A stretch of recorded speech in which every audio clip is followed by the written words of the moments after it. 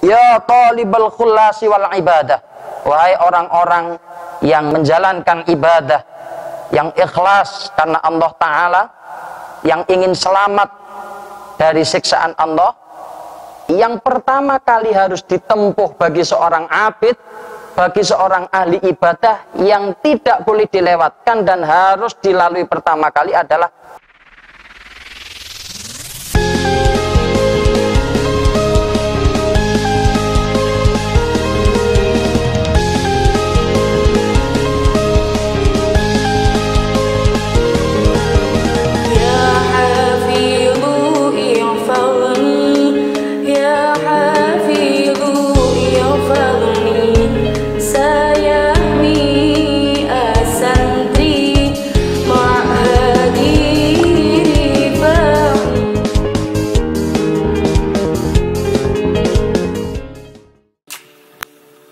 pemirsa yang dirahmati Allah dimanapun Anda berada, selamat datang di channel kami Al-Rifai 1 dalam acara pengajian rutinan Ngaos Sareng Ustadz yang akan menyuguhkan berbagai kajian kitab kuning mulai dari fikih, akhlak, tafsir, dan hadis.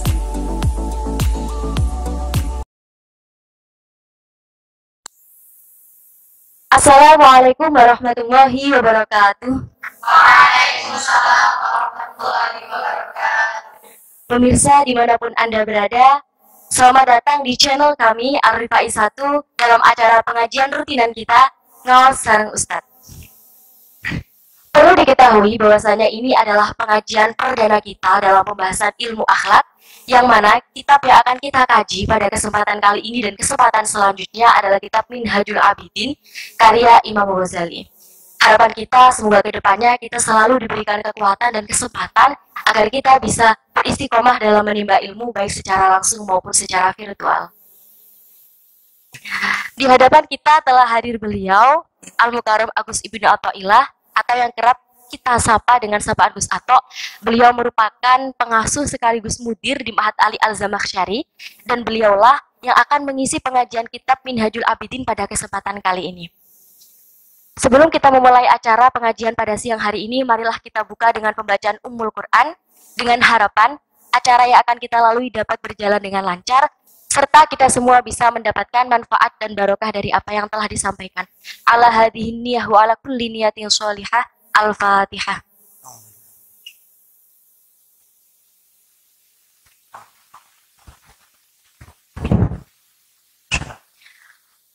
Baiklah, acara selanjutnya yakni pengajian kitab Minhajul Abidin oleh beliau Al-Mukarram Agus Ibnu Athaillah. Kepada beliau kami haturkan. Assalamualaikum warahmatullahi wabarakatuh. Waalaikumsalam warahmatullahi wabarakatuh. Bismillahirrahmanirrahim. Alhamdulillahil malikil hakim al-jawadil karim al-azizir rahim alladzi khalaqal insana fi ahsani taqwim. Wassalatu wassalamu ala asrafil anbiya'i wal mursalin sayyidina Muhammadin wa ala alihi wa ashabi ajma'in. Amma ba'd. Alhamdulillah, pada kesempatan siang hari ini kita bersama-sama bisa mengkaji kitab Minhajul Abidin yang ditulis oleh Hujjatul Islam Syekh Abi Hamid Muhammad bin Muhammad Al-Ghazali. Kitab ini merupakan salah satu dari sekian banyak kitab-kitab beliau yang menjelaskan tentang akhlak, menjelaskan tentang tasawuf. Semoga dengan ngaji kita di siang hari ini kita semuanya mendapatkan keberkahan dari beliau sang mu'alif dan kita bisa benar-benar mengamalkan apa yang akan kita kaji bersama. Dalam kitab ini yang berjudul Minhajul Abidin, secara arti Minhajul Abidin itu adalah sebuah metode, sebuah trik atau tip bagi kita semuanya untuk menjalankan ibadah yang sebenar-benarnya, yang ibadah itu nanti pada akhirnya bisa menjadikan kita semuanya benar-benar wusul ilallahi ta'ala atau sampai kepada Allah subhanahu wa ta'ala. Karena ibadah itu merupakan satu hal yang paling utama dalam penciptaan manusia di alam dunia ini, Maka beliau Syekh Abi Hamid Muhammad bin Muhammad Al-Ghazali dalam muqaddimahnya beliau mengatakan, i'lamu ikhwani as'adakumullah wa iyana bimardatihi annal ibadata thamratul ilmi wa faidatul umri wa hasilul abidil aqwiyai wa bida'atul awliyai wa tariqul atqiyai wa qismatul a'izzah wa maqsadu dzawil himmah wa hiya sabilus sa'adati wa minhajul jannah. Karena ibadah itu merupakan hal yang paling utama dalam penciptaan manusia di alam dunia ini, maka beliau mengatakan bahwa ibadah itu merupakan thamratul ilmi, buah dari ilmu. Ibadah merupakan faedah dari umur. Hasilul abidil aqwiya, sesuatu yang dihasilkan oleh hamba-hambanya Allah yang kuat. Wa bida'atul awliyai, ibadah merupakan barang yang sangat berharga bagi para awliyaillah. Wa tariqul atqiyai, ibadah adalah jalan bagi orang-orang yang takwa. Ibadah adalah sabilus sa'adati, jalan untuk mencari keberuntungan. Wa minhajul jannati, dan jalan untuk menuju surganya Allah Subhanahu wa ta'ala. Berdasarkan sebuah firman dalam Al-Qur'an, di sini dikatakan qala Allahu ta'ala wa ana rabbukum fa'budun. Allah berfirman, aku adalah Tuhanmu, maka fa'budun, sembahlah aku, beribadah kalian semua kepadaku. Karena ibadah itu merupakan satu hal yang sangat penting dan sangat utama bagi penciptaan manusia di dunia ini, sesuai dengan keterangan yang barusan saya bacakan, penjelasan dari Imam Ghazali tadi. Maka beliau mengatakan, fa'idzan hiya tariqun wa'run wasabilun syu'bun katsiratul aqobati syadidatul masyaqqat ba'idatul masafah azimatul afati katsiratul awaiki wal mawani'i khafiyatul mahaliki wal maqati'i. Maka sudah barang pasti ibadah itu akan banyak sekali rintangan-rintangan yang dihadapi. Sudah barang pasti ibadah itu akan menjadi satu jalan yang sulit dan penuh liku-liku. Katsiratul masyaqqah, syadidatul masyaqqah, akan sangat berat untuk dijalankan. Katsiratul awaiki wal mawani, akan banyak halangan-halangan, akan banyak rintangan-rintangan, dan juga akan sedikit yang membantu dalam kelancaran beribadah itu. Karena memang ibadah itu satu hal yang paling utama dalam penciptaan manusia, sesuai ayat Al-Quran yang bersama-sama kita hafalkan, wa ma khalaqtul jinna wal insa illa liya'budun. Penciptaan manusia dan jin di alam dunia ini tidak lain kecuali hanya untuk beribadah kepada Allah Subhanahu wa ta'ala. Kesulitan-kesulitan dan rintangan-rintangan dalam ibadah ini sudah sangat sesuai ketika kita selaraskan dengan hadisnya baginda Nabi Muhammad SAW. Di sini dikatakan fayasiru hadza tasdiqan lima qalahu ala wa innal jannata khuffat bil makarih wa innan nara khuffat bis syahawat. Ingatlah bahwa surga itu dikelilingi oleh hal-hal yang tidak menyenangkan, sedangkan neraka itu dikelilingi dengan hal-hal yang menyenangkan. Ini menjadi satu bukti bahwa dalam menjalankan ibadah atau ibadah itu pasti akan banyak rintangan, karena ibadah itu merupakan thariqah, merupakan satu jalan untuk menuju surganya Allah, untuk menuju ridhonya Allah Subhanahu wa ta'ala. Dalam hadis yang lain Rasulullah bersabda, wa qala sallallahu alaihi wasallam, ala wa inna amalal jannah huznun birabwatin, ala wa inna amalan nar sahlun bisahwatin. Ingatlah bahwa amal-amal untuk menuju surganya Allah itu sangat berat dan penuh liku-liku, dan sedangkan amal untuk sampai ke neraka itu sangat mudah dan sangat menyenangkan.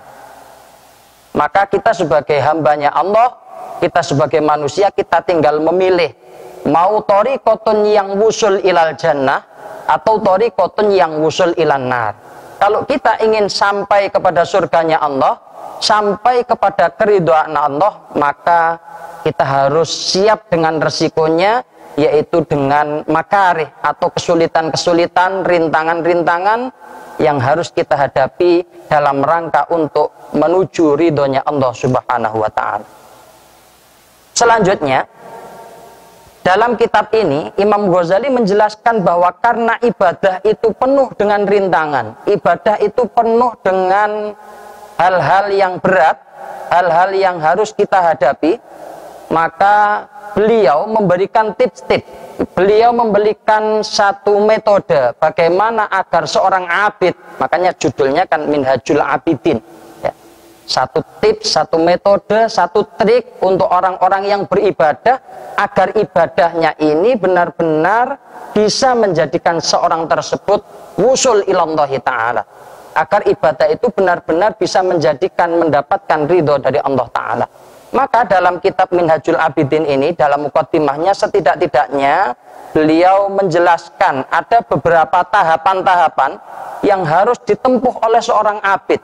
Ada beberapa tahapan-tahapan yang harus dilalui oleh seorang yang beribadah kepada Allah, dan harus bisa menyelesaikan tahapan-tahapan itu kalau memang ingin ibadahnya benar-benar sempurna dan menjadikan seorang tersebut mendapatkan ridho dari Allah Subhanahu wa ta'ala. Dalam kitab ini disebutkan bahwa tahapan-tahapan itu setidaknya ada 7. Yang pertama adalah aqabatul ilmi wal ma'rifat, tahapan-tahapan ilmu dan ma'rifat. Kemudian tahapan yang kedua adalah aqabatut taubat atau tahapan taubat.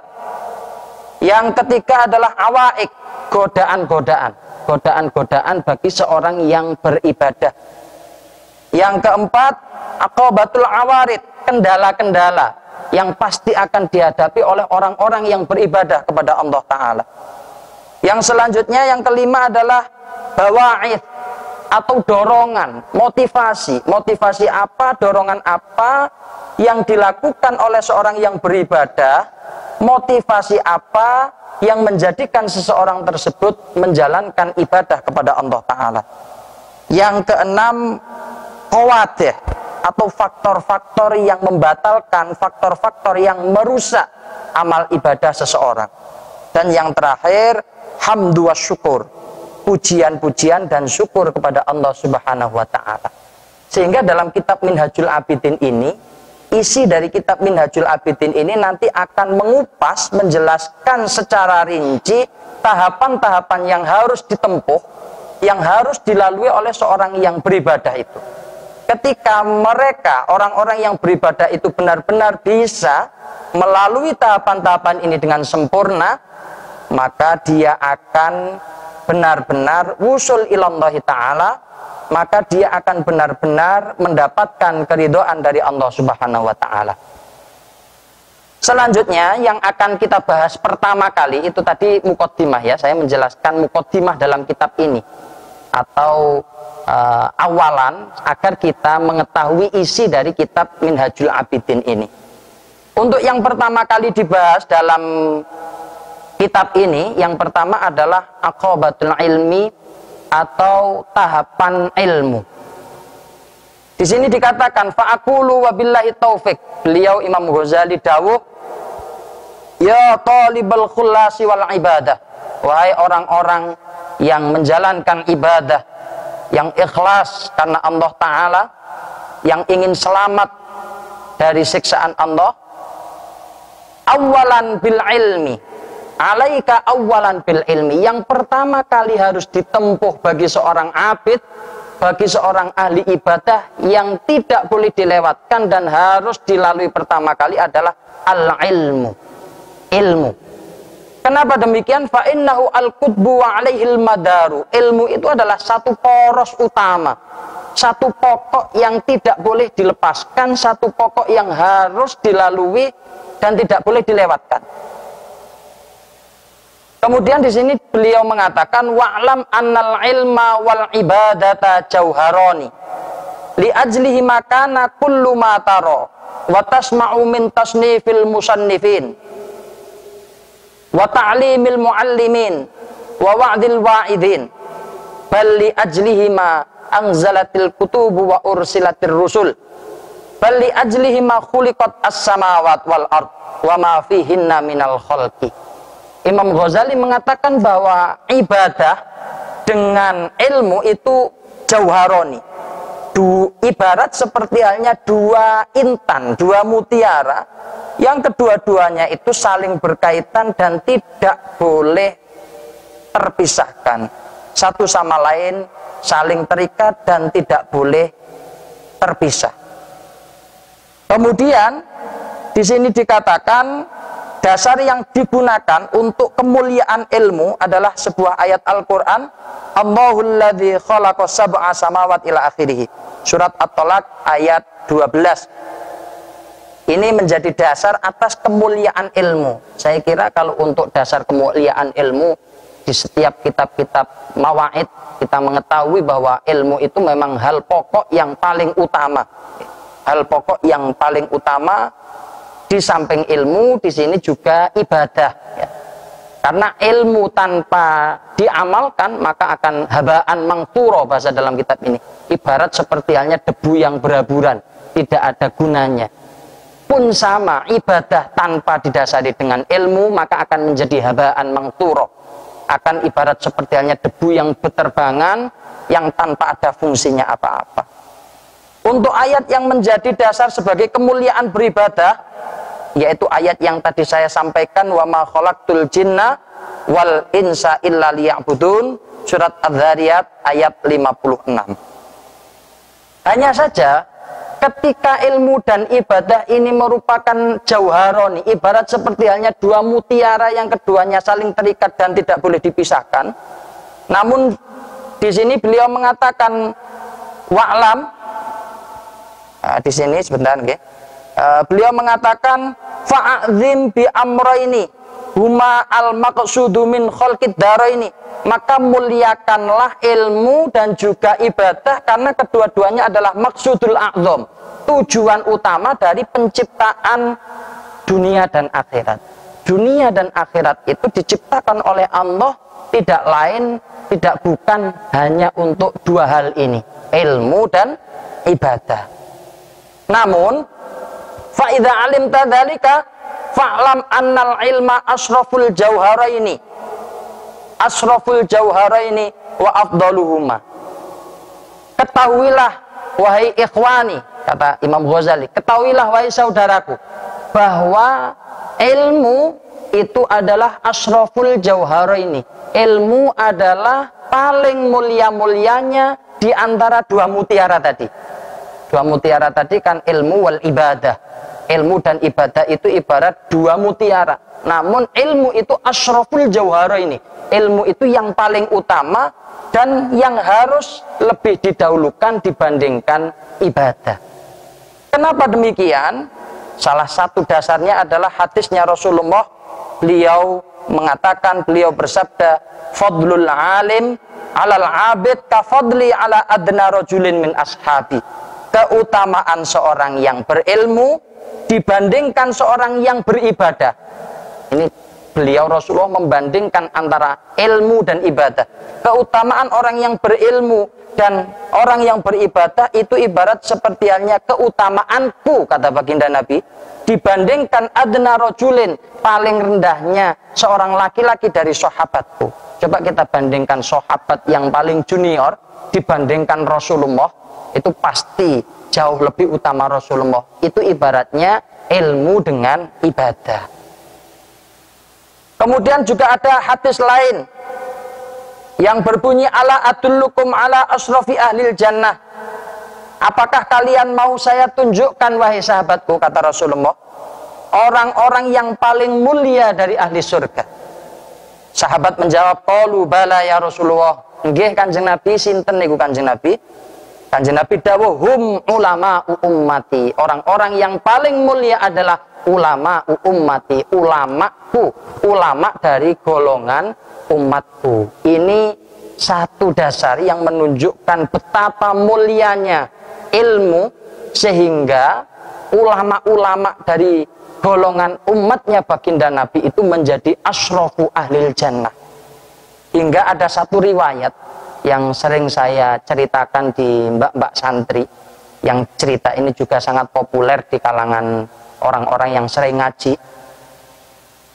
Saya tadi mencari coba hikayat itu di kitab apa, ternyata saya temukan di dalam kitab Tafsir Ruhul Bayan di Syekh Ismail Haqqi bin Mustafa Al-Istambuli yang bermadhab Hanafi.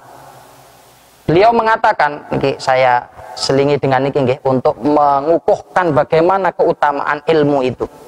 Qala sallallahu alaihi wasallam fi haqqi ulama'ihim, ulama'u ummati ka anbiya'i bani Israel. Ada sebuah hadis, jenengan jangan tanya hadisnya ini sahih atau tidak. Yang jelas kita ambil hikmahnya saja. Ada sebuah hadis, ulama'u ummati ka anbiya'i bani Israel. Ulama dari golongan umatku itu setara dengan nabi-nabinya Bani Israel. Walaupun hadis ini masih diperdebatkan apa benar-benar sahih atau tidak. Namun yang ingin saya sampaikan adalah ada sebuah mimpi. Wa dzakara ar-Raghib al-Asfihani fil muhadarat annahu qala al-Imam Asy-Syadzili sahibu Hizbil Bahri. Ada sebuah mimpi, langsung saya terjemahkan saja. Ada sebuah mimpi, yang mimpi itu terjadi pada Syekh Abi Hasan As-Sadili. Suatu saat beliau bermimpi bahwa di Masjidil Aqsa, di pelataran Masjidil Aqsa itu terjadi fara'aitu fil manam qad nasaba tahta kharijil aqsa fi wasatil haram fadakhala khalqun katsirun afwajan. Di pelataran Masjidil Haram itu ada banyak orang yang bergerombol, berkelompok-kelompok. Kemudian Imam Abi Hasan As-Sadili ini dalam mimpi beliau, Imam Abi Hasan As-Sadili kemudian menanyakan, itu siapa itu? Mahadzal jama'. Faqalu jam'ul anbiya war rusul. Itu kelompok siapa itu? Siapa orang-orang itu banyak itu? Kemudian dijawab mereka adalah para anbiya dan rasul. Terima kasih kami haturkan terhadap Gus Ato atas materi yang telah disampaikan. Acara selanjutnya yakni sesi interaktif. Di sini saya akan memberikan 2 kesempatan kepada teman-teman yang mungkin ingin mengajukan pertanyaan. Silahkan yang ingin mengajukan pertanyaan. Silahkan diangkat tangannya. Ya. Silahkan pertanyaan pertama. Iya, terima kasih atas kesempatannya. Mungkin di sini pertanyaan saya adalah sesuai dengan penjelasan tadi bahwa ilmu dan ibadah itu adalah jauharoni atau 2 intan yang tidak bisa dipisahkan. Namun kenapa dalam hal ini ilmu tetap lebih diutamakan dari ibadah, padahal kan sama-sama 2 intan yang tidak bisa dipisahkan. Mungkin itu yang dapat saya tanyakan. Terima kasih. Nah, punten, tadi tentang kisahnya Nabi Musa dan Imam Ghazali, kan saya juga sudah pernah mendengarkan tentang kisah yang jenengan ceritakan tadi itu, dan saya juga pernah langsung ditanya dari orang yang sama-sama pernah mendengarkan cerita tadi. Kira-kira hadisnya yang disampaikan tadi itu benar-benar valid atau yang seperti apa? Gitu. Mungkin cukup sekian. Terima kasih, sudah ada 2 pertanyaan. Langsung saja saya serahkan pertanyaannya kepada beliau untuk menjawab. Silakan. Oke. Yang pertama tadi terkait masalah ilmu dan ibadah. Ilmu dan ibadah yang disampaikan oleh Imam Al-Ghazali dalam kitab Minhajul Abidin itu, beliau mengatakan annal ilma wal ibadata jauharoni. Ilmu dan ibadah itu ibarat 2 mutiara yang kedua-duanya sama-sama penting, satu sama lain saling terikat. Namun di sini beliau juga mengatakan fa'lam annal ilma asraful jauharaini. Ketahuilah bahwa ilmu itu dari 2 intan tadi yang paling utama, paling mulia adalah ilmu. Ya, dibandingkan dengan ibadah. Kenapa demikian? Padahal kalau kita pikirkan seperti yang ditanyakan tadi, kalau kita pikirkan ilmu itu kan ibarat hanya wasilah, kan, wasail, satu pengetahuan agar ibadah itu benar-benar sempurna. Namun seperti yang dikatakan di sini bahwa ilmu itu bimangzilatis sajarah wal ibadah itu bimangzilati tamroh. Emang benar bahwa tujuan utama itu adalah tamroh, buahnya. Tujuan utama dari seorang yang beribadah itu adalah buahnya. Namun bagaimanapun buah itu tidak akan bisa kita dapatkan tanpa dengan syajarah, tanpa dengan pohonnya. Memang benar ibadah itu adalah tamrotul ilmi. Namun jelas bahwa ibadah itu akan habaan mangsuro. Ibadah itu tak ubahnya hanya seperti debu yang bertebaran tanpa ada gunanya ketika ibadah itu tidak menggunakan pondasi ilmu. Kalau di sini dikatakan setidak-tidaknya alasan kemuliaan ilmu dibandingkan ibadah itu ada dua. Wa inna masoro al ilmu aslan madbu'an yalzamu katakdimu alal ibadah li amro ini. Beliau mengatakan bahwa ilmu itu lebih didahulukan ibadah, setidak-tidaknya ada dua hal. Yang pertama, ahaduma litah sulalaka al ibadah. Agar kita benar-benar bisa hasil dalam ibadah, pastinya hanya melalui ilmu. Fa innaka awalan yajibu alaika an ta'rifal ma'bud summa ta'budahu wa kaifa ta'budu man la ta'rifuhu bi asma'i wa sifati dzatihi. Kalau kita menyembah kepada Allah, pastinya kan kita harus tahu dulu Allah itu bagaimana, sifat-sifatnya Allah bagaimana, wujudnya apa, muharramatnya apa, mustahilnya apa. Baru setelah kita ketahui, kita beribadah kepada Allah. Bagaimana kita mau beribadah dengan yang sempurna ketika kita tidak mengetahui dan tidak mengenal zat yang kita beribadah kepadanya. Itu pentingnya ilmu itu di sana. Makanya sampai ada satu hadis yang sangat populer, naumul alim khairun min ibadatil jahil. Tidurnya orang yang berilmu itu jauh lebih utama dibandingkan ibadahnya orang yang bodoh. Ini berawal asbabun nuzulnya Rasulullah itu melihat ada setan yang berdiri di depan masjid. Kemudian ditanya setan itu, ma tasna'u hadza? Ya iblis, wahai iblis, kamu kenapa di depan masjid? Iblis mengatakan, saya ingin menggoda orang yang sedang sholat di dalam masjid itu. Walakin akhafu min hadzal rajul an-naim. Namun aku takut kepada laki-laki yang di dekatnya yang sedang tidur. Loh, kenapa kok kamu malah takut kepada orang yang tidur? Bukan takut kepada orang yang beribadah. Alasannya li'annal abid jahilun. Orang yang beribadah sholat itu orang yang bodoh. Wan naim alimun, orang yang tidur itu adalah orang yang alim. Saya khawatir ketika saya menggoda orang yang beribadah yang bodoh itu, nanti yang tidur itu jadi bangun, kemudian ibadah yang salah tadi dibenarkan, justru malah berabe jadinya, katanya iblis seperti itu. Akhirnya Rasulullah sampai dawuh, akhirnya beliau bersabda, naumul alimi khairun min ibadatil jahil. Pada intinya, kenapa ilmu lebih didahulukan? Karena ilmu adalah fondasi utama untuk melaksanakan ibadah yang sebenarnya. Kemudian yang kedua terkait masalah hadis tadi, nggih. Memang benar hadis itu masih diperdebatkan seperti saya sampaikan tadi. Hadis ulama ummatika anbiya Bani Israil itu hadis yang masih diperdebatkan. Salah satu yang menyampaikan beliau Syekh Dr. Ali Jum'ah, salah satu senior di Universitas Al-Azhar. Beliau mengatakan bahwa hadis ini memang la aslalahu. Namun pada intinya yang saya ingin sampaikan substansi dari hadis ini, bahwa ini berawal dari mimpi Abi Hasan As-Sadili, mimpi seorang waliullah. Isinya saja yang kita ambil, isinya adalah bagaimanapun orang yang berilmu itu memang benar-benar orang yang punya derajat, orang yang mulia, sehingga ilmu itu menjadi syarat utama untuk menjalankan ibadah yang sebenar-benarnya. Jadi yang kita permasalahkan bukan kesohihan hadisnya, tapi substansi dari hadisnya. Toh ini urusannya dengan fadhail, bukan kaitannya dengan ahkamul fikih, bukan. Iku nggih. Mawon. Terima kasih. Terima kasih kami haturkan kepada Gus Sato atas jawaban yang telah disampaikan. Alhamdulillah telah kita lalui bersama tadi pengajian kitab Minhajul Abidin, yang ternyata kitab Minhajul Abidin ini adalah kitab yang membahas tentang tata cara beribadah dengan baik. Dan tadi beliau juga menjelaskan bahwasanya step pertama yang harus dilalui ketika seseorang ingin beribadah dengan baik adalah dia harus memiliki ilmu. Ini secara tidak langsung menjelaskan bahwasanya menuntut ilmu itu sangat penting.